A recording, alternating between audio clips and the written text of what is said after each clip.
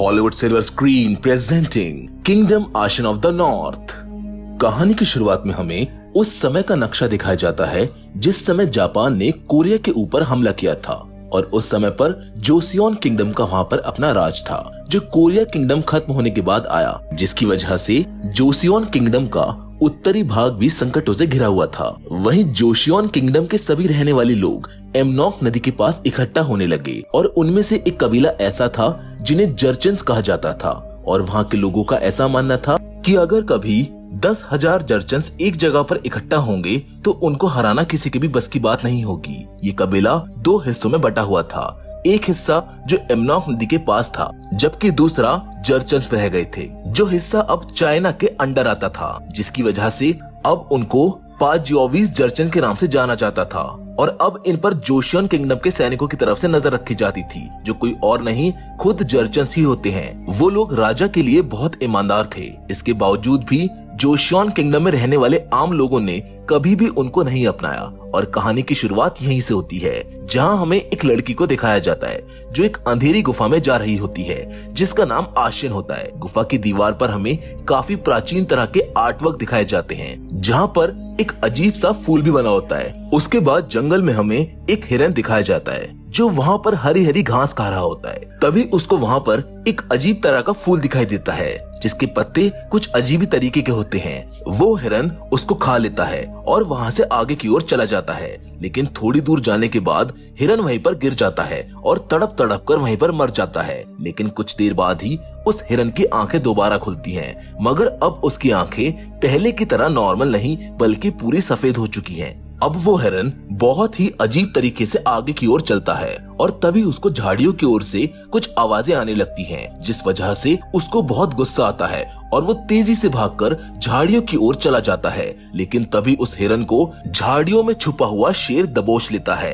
वो उसको वहीं पर मार डालता है और उसका मांस खाने लगता है, जिसके बाद वो शेर भी उस हिरन की तरह ही एक ज़ॉम्बी जैसा बन जाता है। और ये सब आशियन दीवार पर बने चित्रों में देख रही होती है जहां उसे पता चलता है कि इस पौधे की मदद से मरे हुए लोगों को जिंदा किया जा सकता है। उसके बाद जंगल में दो सैनिकों को दिखाया जाता है जो जंगल की सरहद पर मुआयना कर रहे होते हैं, लेकिन तभी अचानक उनको जंगल में एक जगह पर बहुत सारी डेड बॉडीज का ढेर लगा हुआ दिखाई देता है, जिसके बाद उनके कमांडर मिनचिरोक वहाँ पर आते हैं जहाँ उन मरे हुए सभी लोगों के हाथ पर एक अलग तरह का टैटू बना होता है। कमांडर को एक डेड बॉडी के हाथ में से एक मोती मिलता है और कमांडर की नजर एक पंख लगे हुए तीर पर पड़ती है, जिसको देखकर वो समझ जाता है कि ये सब किसने किया है। लेकिन तभी वहाँ पर एक सैनिक आकर बताता है कि ये सभी लोग एक ही सभ्यता से थे जिनको पजोवी जर्चन्स कहा जाता था और इन सभी के मरने की बात दूर दूर तक फैल चुकी है। कमांडर ये सब सुनकर उसके सैनिकों को पास के गांव में चलने के लिए बोलता है जहां हमें उस गांव में एक आदमी को मीट काटते हुए दिखाया जाता है जो कि असल में आशियन के डैड होते हैं जिनका नाम टाहब होता है। उससे मीट ले रही औरत का नौकर मीट को उठाकर चल पड़ता है, लेकिन तभी उसका पैर फिसलने की वजह से टाहब को उसको संभालना पड़ता है और ये सब देखकर उस औरत को गुस्सा आ जाता है। वो औरत उसके ऊपर थूक देती है और मीट का टुकड़ा फेंक कर चली जाती है। टाहब उस मीट के टुकड़े को उठाकर अपने सभी आसपास के लोगों के साथ बात करके खाने लगता है, लेकिन उसी समय आशियन वहाँ पर आ जाती है। उसके जूते पर गंदी तरह से कीचड़ लगी होती है। असल में आशियन की माँ की तबीयत काफी खराब होती है और नीची जाति के होने के कारण वहाँ कोई डॉक्टर भी नहीं आता है, तो आशियन अपनी माँ के लिए ही जंगल में एक पौधे को ढूंढने गई होती है जिससे उसकी माँ ठीक हो सके। आशियन के डैड उससे कहते हैं कि तुम मेरे मना करने के बावजूद भी वहाँ क्यों गई। आशियन अपने डैड को बताती है कि जंगल में एक जिंगसेन नाम का पौधा है जिसके बारे में सभी लोग बात करते रहते हैं क्योंकि उससे मरे हुए लोगों को वापस जिंदा किया जा सकता है। लेकिन तभी उसके डैड बोलते हैं कि जिंगसेन पौधे को लाना और उसकी तलाश करना कानूनी अपराध है, इसके लिए हम सभी को जेल भी हो सकती है। थोड़ी देर बाद वहाँ पर कमांडर मिनचिरोक आ जाता है जिसको देखकर सभी लोग अपना सर झुका लेते हैं, जिसके बाद हम कमांडर और ताहब को एक अलग ही रूप में देखते हैं जहाँ ताहब कमांडर को काफी सारे तोहफे देता है ताकि वो उनको यहाँ से निकालकर सिटी में ले जाए। तभी कमांडर उसको बताता है कि 15 पजोवी जर्चन्स जो जंगल की ओर गए थे वो सभी नदी पार करते हुए मारे गए। ताहब घबराते हुए कमांडर से मालूम करता है कि ऐसा कौन कर सकता है। कमांडर ताहब को बोलता है कि गांव में ऐसी बात फैलाओ जैसे उनको किसी शेर ने मारा हो, जो कि असल में बहुत बड़ा झूठ है। मगर ताहब को ये सब करना पड़ेगा क्योंकि वो चाहता है कि उनके गांव वालों को सरकारी मान्यता मिल जाए। कमांडर उसको ये बोलकर चला जाता है कि तुम्हें बहुत जल्दी वो सब मिल जाएगा जो तुम चाहते हो। जिसके बाद कमांडर मिन चिरोक चो क्लैन के हाई रैंक मेंबर चो बियोम से मिलने जाता है। दरअसल चो बियोम ने ही उन 15 पजोवी जर्चन्स को मारा है, इसीलिए कमांडर यहाँ उससे मिलने आया है। जहाँ कमांडर उसको वो मोती देता है जो उनको उन लाशों से मिला था, जो कि चो बियोम की टोपी का ही होता है। जिसके बाद कमांडर मिन चिरोक उससे कहता है, अगर तुम्हारी वजह से दोबारा इस राज्य पर कोई मुसीबत आई तो मैं भूल जाऊंगा कि तुम चो क्लैन के मेंबर हो। ये कहकर वो वहाँ से चला जाता है। फिर कमांडर अपने राज्य पहुँचते हैं, जहाँ पर उन्हीं सब डेड बॉडीज को इकट्ठा किया गया होता है। तभी वहाँ पर एक सिपाही बोलता है कि इन सबके शरीर पर जानवरों के काटने के निशान हैं, लेकिन ये निशान उनके शरीर पर उनके मरने के बाद पड़े हैं, क्योंकि इनको किसी इंसान ने मारा है। जिस पर कमांडर बोलता है कि ये सब बात मैं पहले से ही जानता हूँ, मगर यहाँ पर चिंता करने की बात ये है कि अगर ये बात उनके कबीले के लोगों को पता चल गई तो हमारे साथ अच्छा नहीं होगा। जापान भी हमारे ऊपर कभी भी अटैक कर सकता है, इसलिए इस बात को फैला दो कि इन सभी को शेर ने मारा है, ना कि किसी इंसान ने। अब हमें पजोवीज को दिखाया जाता है, जो कि बेदर्दी से पूरे के पूरे शहर और गांव को बिना रहम खाए तबाह कर रहे होते हैं। जिसके बाद वो सभी डेड बॉडीज को आग में जला देते हैं। वहीं दूसरी ओर हमें आशिन और उसके डैड को दिखाया जाता है, जहां वो उसके डैड के शेर वाली बात फैलाने के फैसले से राजी नहीं होती है, मगर उसके डैड फिर भी चले जाते हैं। अगली सुबह आशिन की मॉम की तबीयत काफी ज्यादा खराब हो जाती है, जिसको देखकर एक लड़की बोलती है कि उनको एक डॉक्टर की जरूरत है। जिस पर आशिन बोलती है कि यहाँ पर तो कोई भी डॉक्टर नहीं आएगा। जिसके बाद आशिन अपनी छोटी बहन से अपने सभी भाइयों बहनों से मॉम का ख्याल रखने को बोलकर वहाँ से चली जाती है। वहीं आशिन के डैड किसी दूसरे गांव में उसी शेर वाले किसी के बारे में सभी को बता रहे होते हैं, जिसको सुनकर एक आदमी उन पर हंसने लगता है और आशिन के डैड से पूछता है कि क्या सच में ये सब सही है। वो ये भी बोलता है कि अगर ये सच नहीं हुआ तो मैं तुम्हें ढूंढकर मार डालूंगा। दरअसल ये आदमी उनके ही ग्रुप का हिस्सा होता है जिनके लोग मारे गए हैं। वहीं दूसरी ओर आशिन फिर से जिंक्सेन पौधे के लिए उसी जंगल में पहुंच जाती है, जहां गुफा में जाने के बाद आशिन दीवार पर बने सभी आर्टवर्क को ध्यान से देखती है। वहाँ पर उसको वो पौधा मिल जाता है, मगर उसी दीवार पर ये भी लिखा होता है कि अगर तुम किसी मरे हुए इंसान को जिंदा करते हो तो तुम्हें इसकी बहुत बड़ी कीमत चुकानी पड़ेगी। वहीं अब कमांडर भी काफी सारे सैनिकों और कुछ गांव वालों को लेके जंगल में उस शेर को मारने आए होते हैं। हालांकि ये सब कमांडर का ही सोचा समझा हुआ एक प्लान होता है। प्लान के अनुसार कुछ गांव वालों को जंगल में भेजेंगे और हम शेर के पैरों के निशान ढूंढेंगे और वहीं हम उन लोगों को मार देंगे। पर उन लोगों के बीच में कुछ पजेवी ग्रुप से भी होते हैं, जिसके बारे में कमांडर को कोई खबर नहीं होती है। तभी वहाँ कुछ लोगों को शेर के पैरों के निशान दिखाई देते हैं, जिस पर वो बोलते हैं कि यहाँ पर कुछ तो गड़बड़ है, क्योंकि शेर को ढोल की आवाज पसंद नहीं है, मगर फिर भी वो हमसे दूर नहीं भाग रहा बल्कि हमारे नजदीक आ रहा है। और तभी उनको शेर के गुर्राने की आवाज आती है और ये सुनकर सभी लोग खामोश हो जाते हैं। उनके सामने शेर आ जाता है और उन सबको एक एक करके मारने लगता है। और ये वही शेर होता है जो हिरन का मांस खा के उसके जैसा ज़ॉम्बी बन गया था, जिसको देखकर कमांडर अपने सभी शिकारियों को पीछे की ओर जाने को बोलता है और कहता है कि यहाँ से हम सब संभाल लेंगे। तभी वहाँ के कुछ लोग पीछे की ओर चले जाते हैं, लेकिन पजेवी ग्रुप के लोग इसके विपरीत आगे की ओर बढ़ जाते हैं, जहाँ कमांडर भी शेर का पीछा करते हुए घास के मैदान में पहुंच जाता है और पजेवी ग्रुप के लोग भी वहां पर पहुंच जाते हैं। जिस पर कमांडर उनको मना करता है, लेकिन वो लोग कमांडर की बात को इग्नोर करके तेजी से आगे की ओर बढ़ते हैं और इसी बीच शेर वहां पर आ जाता है, जो उन लोगों पर हमला कर देता है। लेकिन कमांडर शेर के ऊपर अपना भाला फेंक कर उसको मार डालते हैं, जिसके बाद एक पजेवी सिपाही शेर के पेट को फाड़ देता है और उसके अंदर से लाल नहीं बल्कि काला खून निकलता है, जिससे पता चलता है कि वो तो पहले से ही मरा हुआ था। जिस पर वो सिपाही बोलता है कि हमें पता चला था कि हमारे लोगों को शेर ने मारा था, तो फिर उनकी हड्डियां इसके पेट से क्यों नहीं निकली। जिसके बाद कमांडर उनको बता ही देता है कि तुम्हारे कुछ लोग हमारे एरिया में आ गए थे, पर सिर्फ इसलिए ही तुम हमको दोषी नहीं मान सकते हो।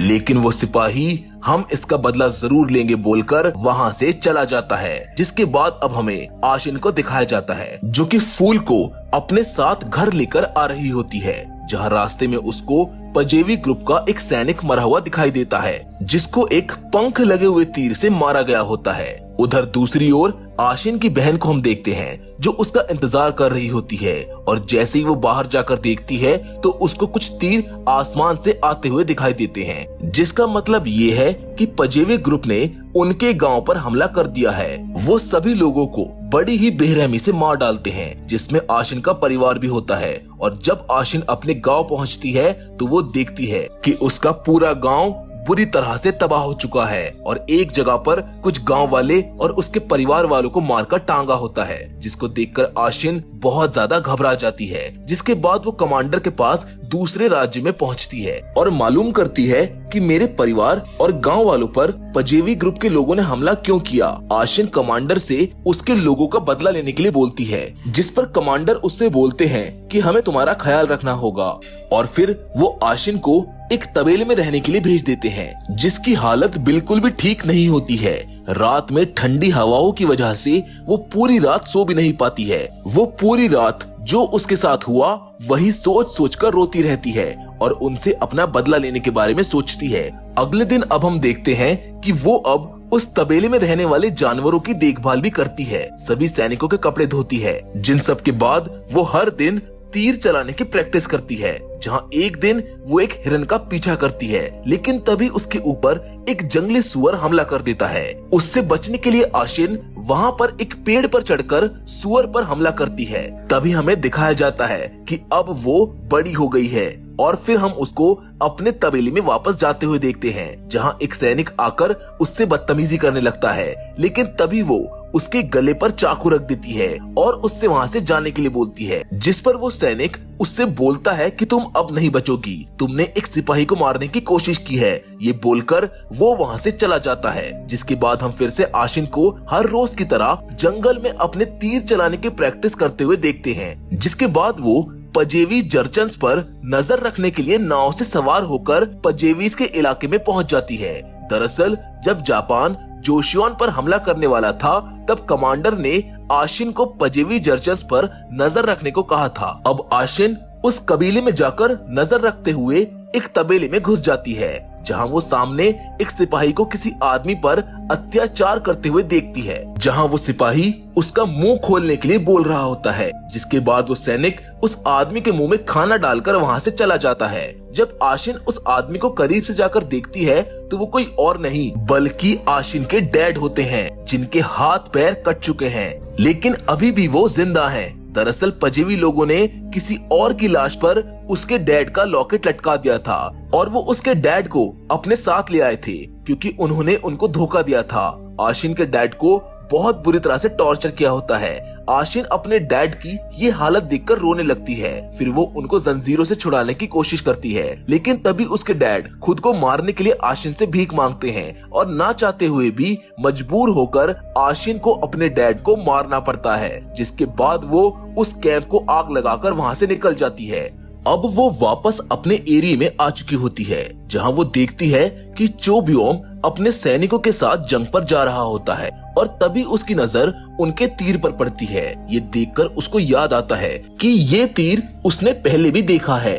असल में ये तीर वही होता है जब आशिन जिंक्सन के फूल लेकर वापस अपने घर आ रही होती है, और उसको रास्ते में एक आदमी मरा हुआ दिखाई देता है, जिसको उसी तीर से मारा गया था। ये सब देखकर आशिन कमांडर के ऑफिस में जाती है और लॉकर को खोलकर कुछ डॉक्यूमेंट्स पढ़ती है, जिन्हें पढ़ने के बाद उसको पता चल जाता है कि पजेवी क्लैन बदला लेना चाहता था और कभी भी कमांडर के एरिया पर हमला कर सकता था। इसलिए कमांडर ने आशिन के गांव को निशाना बनाया और शेर को मारते समय उन दो पजेवियों को आशिन के डैड द्वारा दिया गया गिफ्ट दे दिया, ताकि उनका शक आशिन के डैड पर चला जाए और उनको ये लगे कि आशिन के डैड और उसके लोगों ने ही उनको मारा था और उनसे गद्दारी की है। ये सब जानकर आशिन बहुत ज्यादा गुस्से में आ जाती है। अब आशिन अपने तबेले में दोबारा पहुंचती है, जहां पर उसे वही सैनिक दोबारा आते हुए दिखता है जो आशिन को ब्लैकमेल कर रहा होता है। ये देखकर आशिन उसको ही अपना पहला शिकार बनाती है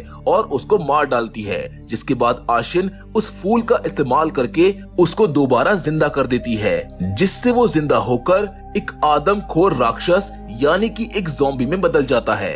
वो जाकर अपने ही लोगों पर हमला कर देता है और उन लोगों को काटने लगता है, जिससे वहाँ पर हड़कंप मच जाती है। आशिन सबको एक एक करके मारकर उन सभी को दोबारा जिंदा कर देती है, जिसके बाद ये लोग एक दूसरे को ही खाने लगते हैं। तभी कमांडर का सलाहकार एक मरे हुए इंसान को देखता है, जिसके पास से उसको वो फूल मिलता है, जिसको देखकर वो समझ जाता है कि कुछ तो गड़बड़ है। तभी मरा हुआ वो इंसान जिंदा हो जाता है, लेकिन सलाहकार वहाँ से बचकर भाग जाता है, जहाँ वो लोग भागते भागते एक घर में घुसने की कोशिश करते हैं। पर तभी वहाँ पर एक तीर आकर लगता है और जब सलाहकार ऊपर की ओर देखता है तो उसको वहाँ पर आशिन खड़ी हुई दिखती है। आशिन उसको भी तीर से मार देती है, जिसके बाद जितने भी बचे हुए सैनिक होते हैं आशिन सबको एक एक करके मार डालती है। लेकिन तभी एक सैनिक आशिन से हेल्प मांगता है, मगर आशिन उसके हाथ पर एक तीर मारती है, जिससे वो वहीं पर लटक जाता है और चिल्लाने लगता है। उसकी आवाज सुनकर सारे ज़ॉम्बी उस पर हमला करने आते हैं। जब सारे ज़ॉम्बी उसको खाने के लिए नीचे इकट्ठा होते हैं, तभी आशिन उन सभी पर शराब डालकर आग लगा देती है। अब अगली सुबह आशिन एक घर में जाती है, जहाँ पर आशिन ने एक आदमी को बांध रखा होता है, जो उससे अपनी जान की भीख मांगता है। आशिन उस इंसान को एक बोरी में बंद करके घसीटते हुए अपने गांव की ओर ले जाती है, जहाँ पर उसको अपने सभी लोग दिखाई देते हैं। और जब वो अपने घर के अंदर जाती है तो वहाँ पर उसको उसका पूरा परिवार दिखाई देता है। वहाँ पर एक मरा हुआ हिरन भी होता है, पर ये सब बस उसकी इमेजिनेशन होती है, क्योंकि असल में तो वो जगह वीरान पड़ी होती है। तभी आशिन बोलती है कि आप सबने आज भी खाना नहीं खाया है, मैंने तुम सबको खाना खाने के लिए बोला था ना। और तभी हम देखते हैं कि आशिन का पूरा परिवार भी ज़ॉम्बी बन चुका है। आशिन बोलती है कि मैंने कभी भी आप लोगों को अच्छा खाना नहीं दिया, मगर आज से मैं तुम सबको अच्छा खाना दूंगी। ये बोलकर आशिन उस आदमी को उनके आगे डाल देती है। फिर आशिन का परिवार उस आदमी के ऊपर चिपट जाता है और उसको खाने लगता है। और तब आशिन बोलती है कि जिस दिन मैं पजेवी ग्रुप को मार दूंगी, उस दिन मैं भी तुम जैसी बन जाऊंगी। ये बोलकर आशिन वहाँ से सीधा जापान जाती है, जहाँ वो राजा के शाही वैद्य से मिलती है। वो उनको इस फूल के बारे में बताती है ताकि जापान उसका बदला उन सभी से ले सके। तभी शाही वैद्य उससे मालूम करता है कि क्या ये पौधा सच में मुर्दों को जिंदा कर सकता है, जिस पर आशिन उनको बताती है कि हाँ, ये मुर्दों को जिंदा कर सकता है, मगर बॉडी के सड़ने से पहले आपको इस पौधे को पीसकर एक सुई पर डालकर उस बॉडी के सर पर एक घाव करके उसके सर पर रखने से वो मरा हुआ इंसान कुछ समय में जिंदा हो जाएगा। जिसके बाद लास्ट सीन में आशिन एक खाली मैदान में खड़ी होती है, जहाँ उसके सामने कुछ लोग घोड़े पर सवार होकर आ रहे होते हैं, जो कि असल में पजेवी जर्चन्स होते हैं, जिनको देखकर आशिन तीर निकालती है और शूट कर देती है। जिसके साथ ये स्पेशल एपिसोड यहाँ पर खत्म हो जाता है। हम उम्मीद करते हैं कि आशिन की ये कहानी आपको पसंद आई होगी। फिलहाल तो आज की वीडियो में बस इतना ही, लेकिन अगर आप ऐसा और भी कंटेंट देखना चाहते हैं तो आप हमें कमेंट बॉक्स में कमेंट करके ऐसी और भी इंटरेस्टिंग कहानियां सजेस्ट कर सकते हैं। हम कोशिश करेंगे उनमें से बेस्ट कहानी पर वीडियो बनाने की। और हमेशा की तरह आज की वीडियो को हम यहीं पर खत्म करते हैं, लेकिन हम फिर से जरूर मिलेंगे आपसे, और वो भी एक और नई इंटरेस्टिंग कहानी के साथ। पर तब तक के लिए धन्यवाद।